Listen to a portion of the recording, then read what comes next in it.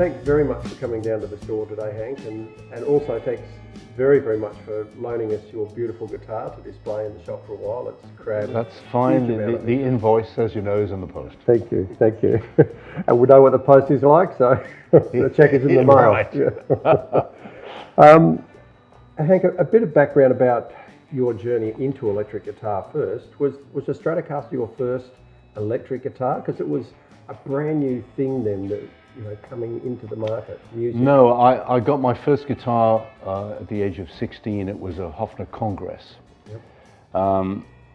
And someone gave me a tiny little pickup that you could screw on the end of the neck. So it stuck out with a cable on, and someone else I knew had a tiny little amplifier about the size of a cornflake packet. Yeah. And it didn't sound unlike a cornflake packet when it played through it. And I used to mess around the bedroom, and all it did basically was make the guitar sound a bit loud and slightly distorted. A little while later, when I was in a skiffle group in Newcastle, we were still at school then, but some of the guys were older.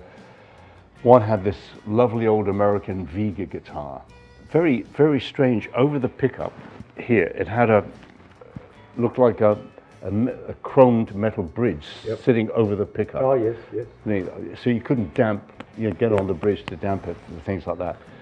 But it had pretty good sound, and I used that. He lent me that, and it sort of stayed in my possession for around probably 6-9 months. Then I met Cliff. We joined Cliff in October, well actually the end of September 1958.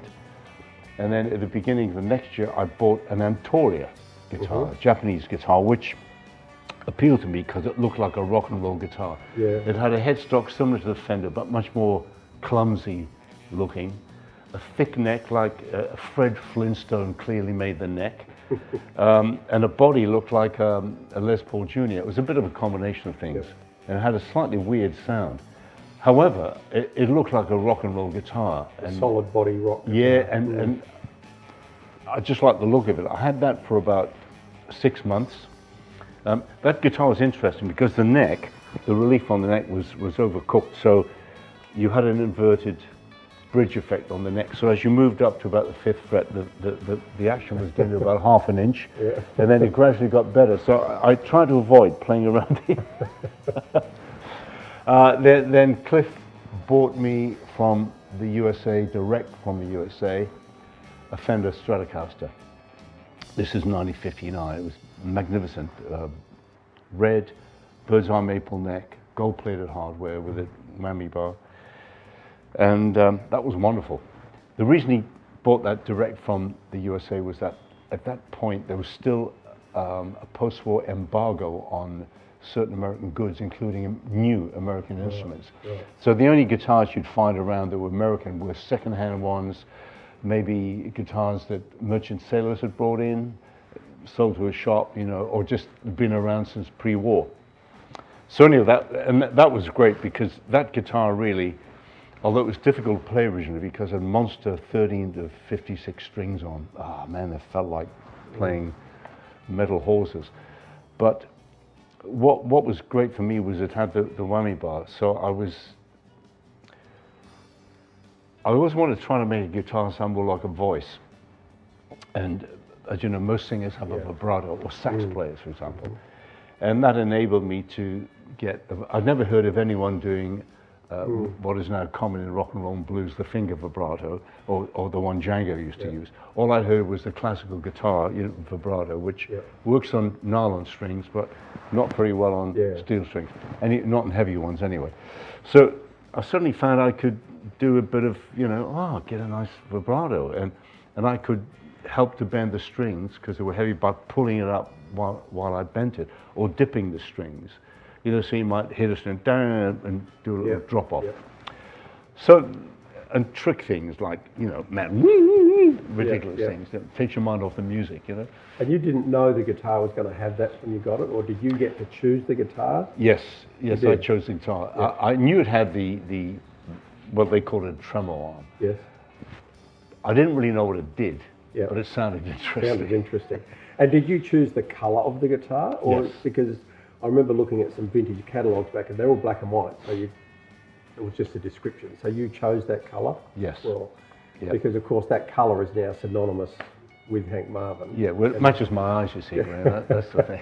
Well, we've had a couple of customers ask about the colour in the store, and it occurred to me, I wonder if Hank chose the colour. What if he'd bought a green one? You know, and the green guitars would have been famous through history, but you chose the red one. Yeah, I think in those days the colour choice was quite limited. They had the sunburst, obviously. Yep. Then they might have had what always to me looked like an undercoat, that sort of cream colour, you know. And I don't remember any other colours, but that's not to say there weren't. But I think it was fairly limited. Yeah, It's been subsequent developments that they've had all this variety of colours, which is great now. You know? Yeah, because you've played other guitars and other colour guitars. I believe this particular guitar was one you used at the Nebworth Festival in 1990. Yep. Your son Ben tells me. Yep. Thanks, Ben. And I noticed in the footage of that, watching it earlier, is that you also played a white Floyd Rose Strat for part of the concert as well. So yeah, I was probably ill-advised, but Cliff wanted to do a song that he did with his band, and it really demanded a heavier guitar sound, and I thought that Floyd Rose Strat would help a little bit in that area. I remember Jimmy Page coming up and said, did I see you with not a Strat? What was it? And I said, I've got no idea. it was a white, it looked like a heavy metal Strat with a Floyd Rose. That's right. That's right. What about you mentioned the 13 to 56 strings it came with. Yep. So did that evolve into, we talked about string gauges earlier. Do you use, what gauge string, it sounds like it's such a hands up who's got a question. What strings do you use? Yeah.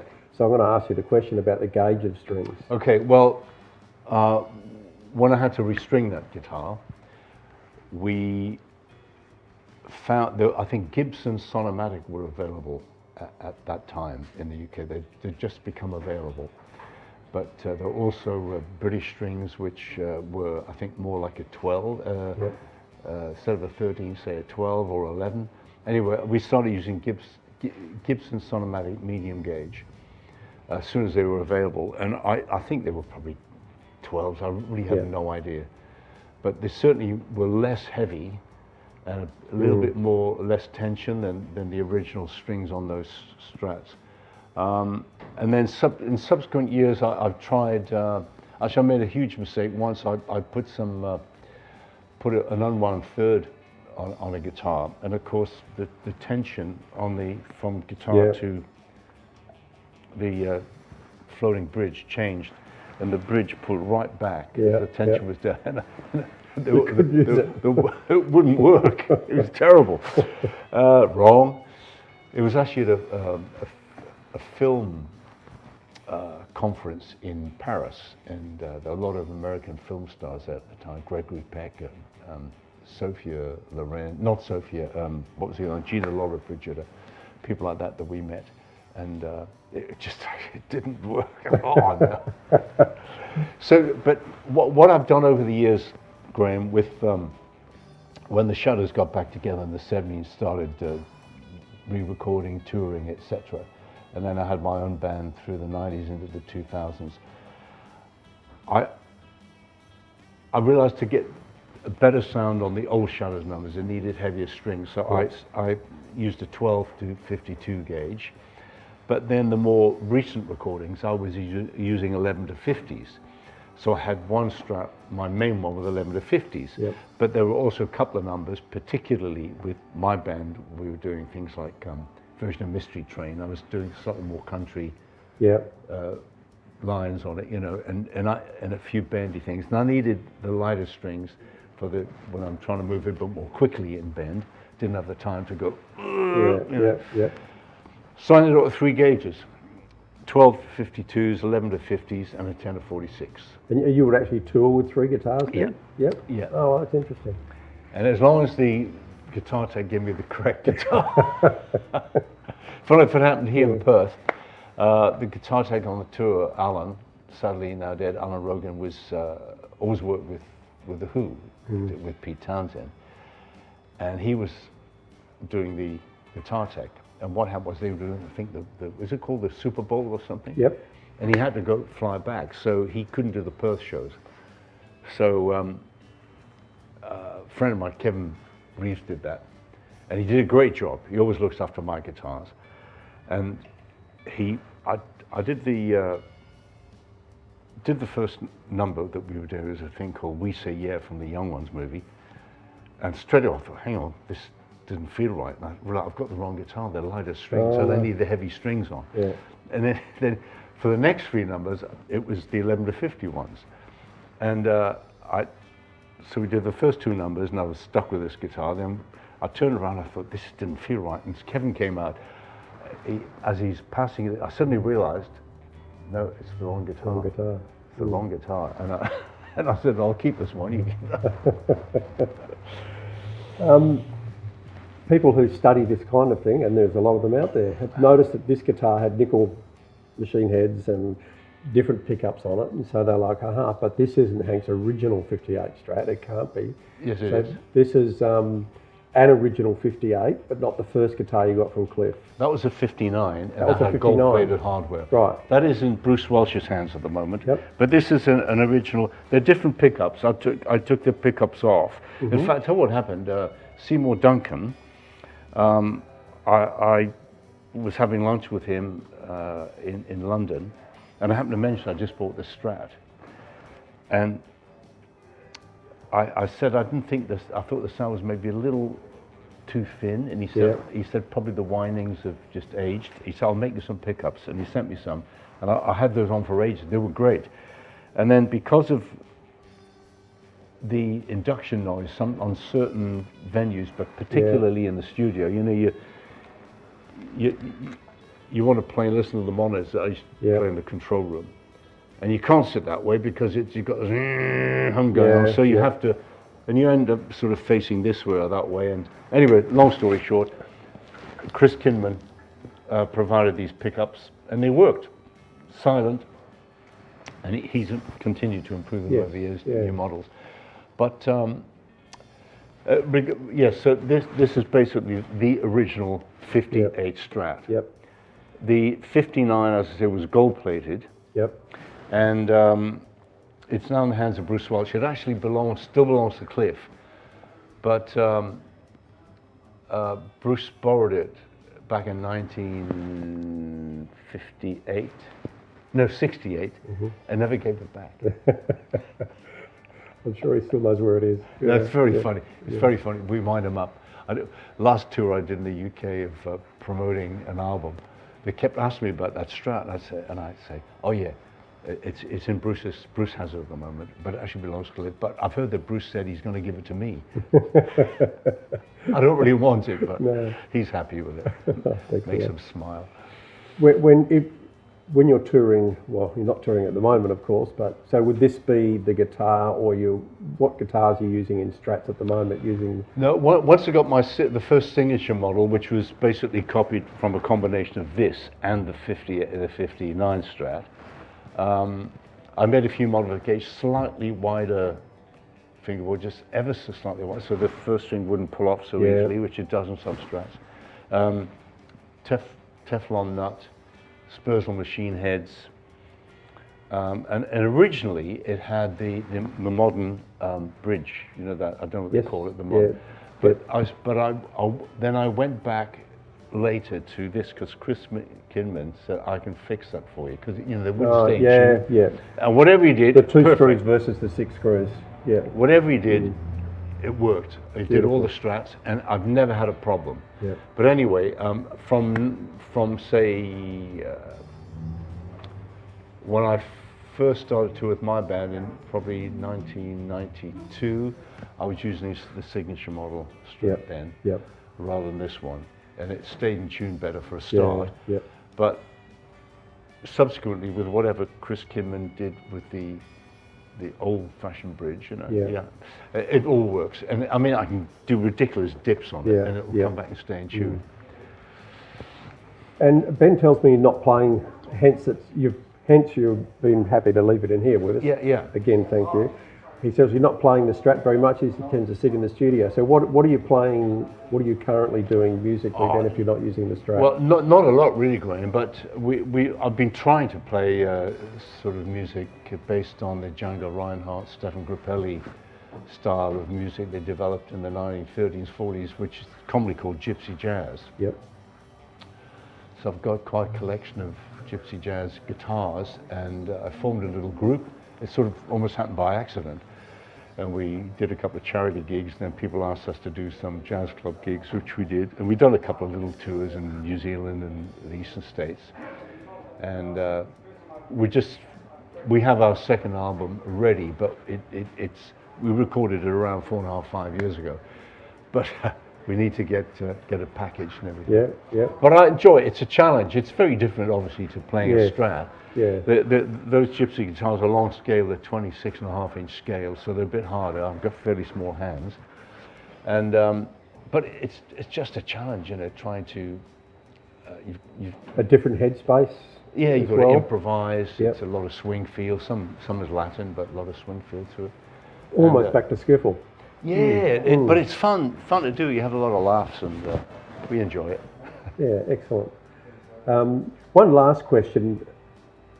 Is about this guitar, of course, is completely original paint, but it has got a lot of wear on it because you played it a lot and you toured with it a lot. It did have a lot of wear on when I bought it. Oh, did it? Okay, okay.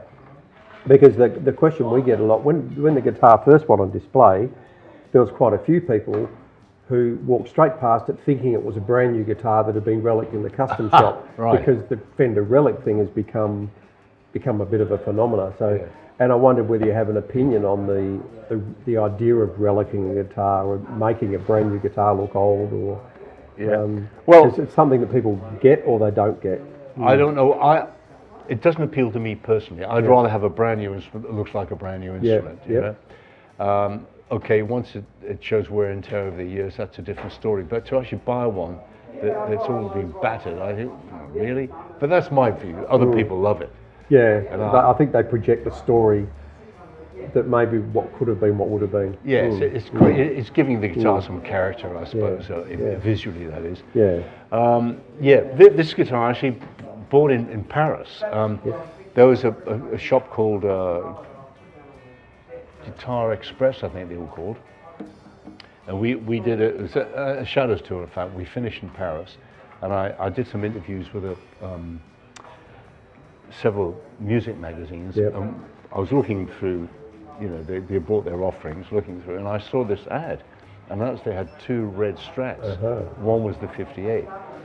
So we phoned up, and the next morning, a guy came around to the hotel with the 2 guitars. One was a 61, I think. The other was this 58. And I was drawn towards this straight away. But it's funny, he turned out to be a big Shadows fan, Patrice. And he said, "Oh, Unc," he said, "this is a dream, you know." He said, "When I was 14, I hear Apache, I go nuts, I learn to play." He said, "Now I'm selling you a guitar." "Oh, it's a dream." I said, "There's so much of a dream, what about a big discount?" "Oh, it's not that much of a dream." Oh, beautiful. Hank, thank you very, very much for coming in again. Great, it's a pleasure, always a pleasure. And it's great to have an instrument in the store that has inspired so many people, as it really, really has. So thank you again. Yeah, great, my pleasure.